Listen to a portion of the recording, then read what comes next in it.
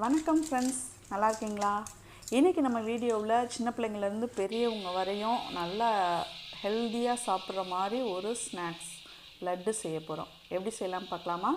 பாசிப்பயிறு தோலோட பச்சை கலரில் ஃபுல்லாக இருக்கும்ல, முழு பருப்பாக அதை எடுத்துகிட்டு 1/2 கிலோ இன்றைக்கி நான் எடுத்திருக்கேன். அதை நல்லா ஒரு சாதாரண வெறும் வானலியில் மீடியம் ஃப்ளேம் டு சிம் ஃப்ளேமில் வச்சுட்டு நல்லா வறுத்து எடுத்துக்கிறோங்க. கொஞ்சம் நல்லா செவக்க வறுக்கணும், ரொம்ப ஹை ஃப்ளேமில் வச்சிடாதீங்க.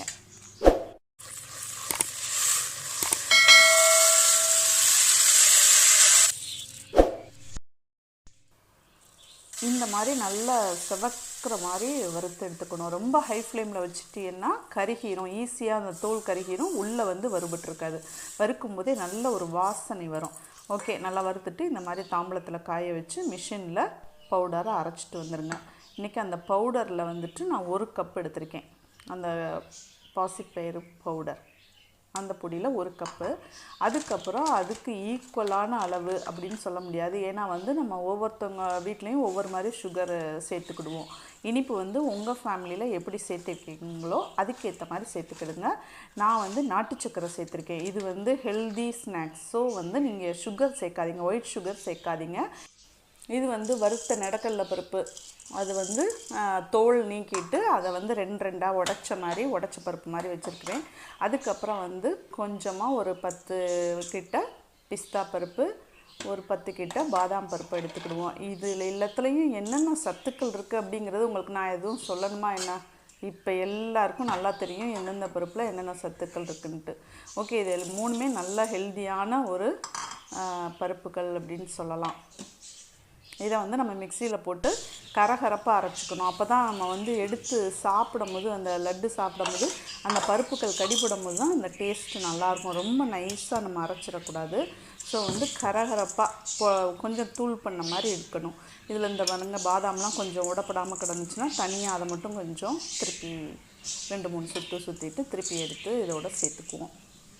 இது கூட முந்திரி பருப்பு சேர்க்கலையேன்னு நீங்கள் எல்லோரும் கேட்குறவங்க மைண்ட் வாய்ஸ் எனக்கு கேட்குது. என்ன அப்படின்னா, முந்திரி பருப்பில் கெட்ட கொழுப்பு தான் இருக்குது. ஸோ நம்ம முந்திரி பருப்பு மேக்ஸிமம் அவாய்ட் பண்ணுறது ரொம்ப நல்லது. அதுவும் பெண் குழந்தைகளுக்கு ரொம்ப ரொம்ப முக்கியமாக அது கம்மியான அளவில் சேருங்க. ஏதாவது ரொம்ப ரேராக இந்த பாயாசம், பொங்கல், கேசரி இந்த மாதிரி ஐட்டங்களில் நம்ம சேர்த்துக்கலாம். மற்றபடி இந்த ஹெல்தி ஸ்நாக் இந்த மாதிரி இதில் நம்ம அதை எடுத்துக்கணும்னு அவசியம் இல்லை. ஓகே, நம்ம 3 கப்பும் ரெடி ஆயிடுச்சு. ஃபஸ்ட்டு மாவு, அதுக்கப்புறம் நாட்டு சர்க்கரையில் எவ்வளோ அயன் இருக்குன்னு உங்களுக்கு நல்லா தெரியும். அதுக்கப்புறம் நல்ல சத்தான பருப்பு வகைகள் அதையும் நுணுக்கி போட்டிருக்கோம். இதை எல்லாத்தையும் நம்ம ஒரு விஸ்க் வச்சு கலந்துக்குவோம். இது கூட ஏலக்காய் பொடி, கொஞ்சம் வாசம் நல்லா இருக்கணும் இல்லையா? அப்போ தானே பிள்ளைங்க விரும்பி சாப்பிடுவாங்க. ஸோ வாசனைக்காக ஏலக்காய் தூள், இது எல்லாத்தையும் நம்ம நல்லா மிக்ஸ் பண்ணிக்கிடுவோம்.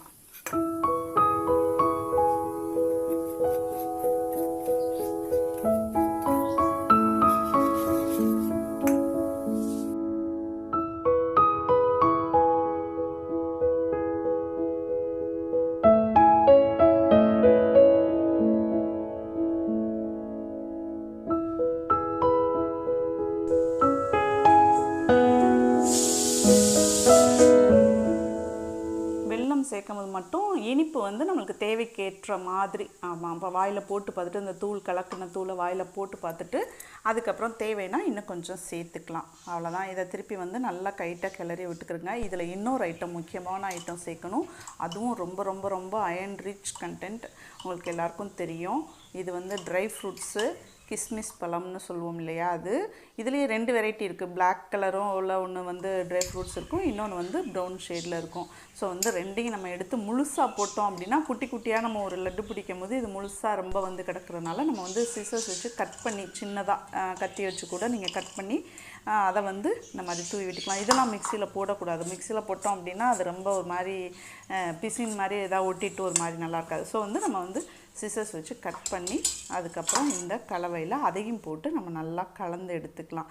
இப்போவே உங்களுக்கு தெரியும், பார்த்தோன்னே இதில் எவ்வளோ ஹெல்த்தியான ஐட்டம்ஸ்லாம் சேர்ந்துருக்கு.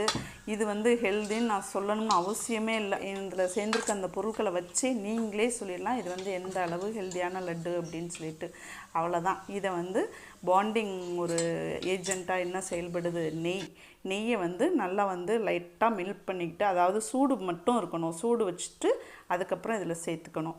நெய் வந்து உடம்புக்கு ரொம்ப நல்லதா அப்படின்னு கேட்டிங்கன்னா, இந்த ஃபோட்டோவுக்கு ஒரு நிமிஷம் ஸ்டாப் பண்ணி அந்த ஃபோட்டோவை ஜூம் பண்ணி நல்லா படித்து பாருங்கள்.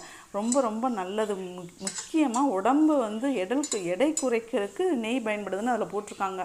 அந்த அளவு வந்து நெய் வந்து நம்ம அளவோடு சேர்த்துக்கணும். நெய் வந்து ரொம்ப நல்லது. இதை வந்து சூடு பண்ணி எடுத்து வச்சுட்டு கொஞ்சம் கொஞ்சமாக நம்ம கலந்துட்டு, நம்ம மாவு உருண்டை பிடிப்போம் இல்லையா, அது மாதிரி சூடு தாங்குகிற அளவுக்கு கையில் வந்து அந்த சூடு இருக்கும்போதே, அந்த கை பொறுக்கிற சூடுன்னு சொல்லுவோம் இல்லையா, அந்த சூடு இருக்கும்போதே நல்லா உருண்டையாக பிடிச்சி எடுத்து வச்சிடலாம். அவ்வளோதான். நான் போட்ட அந்த 1 கப் மாவுக்கு 20 உருண்டை கிட்ட வந்துச்சு. ஓகேங்க. இது ஈவினிங் ஸ்நாக். ஒரு நாளைக்கு ஒரு உருண்டை போதும் ஒரு ஆளுக்கு, அதுக்கு மேலே ஆள் சாப்பிடக்கூடாது. ஓகே ஃப்ரெண்ட்ஸ், நல்லா வெல்லத்தில் செஞ்ச ஒரு ஸ்நாக்ஸ் அப்படின்னாலே வந்து ரொம்ப சூப்பர் டேஸ்ட்டாக இருக்கும். இது ரொம்ப ஈஸியான ஒரு ஸ்நாக்ஸும் கூட.